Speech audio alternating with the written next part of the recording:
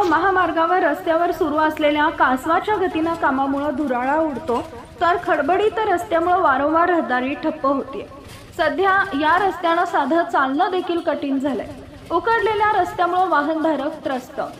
सिल्लोड बातमीदार।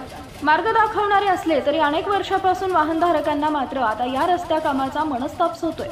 या अगोदर सुरू असलेल्या संभाजीनगर औरंगाबाद ते जळगाव राष्ट्रीय महामार्गाचे बरीच कामं बंद पडली, तर अद्यापही अनेक ठिकाणी हे काम पूर्ण झालेलं नाही। सिल्लोड शहरातील वळण रस्ता तसेच जळगावकडे जाणारा पलोदगाव या ठिकाणी अनेक वर्षापासून पुलाचे काम सुरू आहे। यावर आता रस्ता रुंदीकरणाचं काम सुरू आहे। या ठिकाणी देखील कंत्राटदारांना खोदकाम करून ठेवले। यावर काम देखील कासव गतीनं सुरू आहे। त्यामुळे या रस्त्यावर दररोज उडणारा धुराळा तर खडबडीत झालेल्या रस्त्यामुळे आदळत चालणारी वाहनं बेजार झाले। सातत्यानं या रस्त्यावर रहदारी ठप्प होत असल्याने रस्ता काम पूर्णत्वास कधी जाणार असा प्रश्न सर्वसामान्य नागरिकांना पडला, तर कंत्राटदार देखील या रस्त्यावर पडलेले खड्डे जेसीबीच्या सहाय्याने सरळ करत नसल्याने डोकेदुखी होऊ लागली। तातडीनं या रस्त्याची दुरुस्ती करून वाहनधारकांना दिलासा द्यावा अशी मागणी वाहनधारकांमध्ये होती।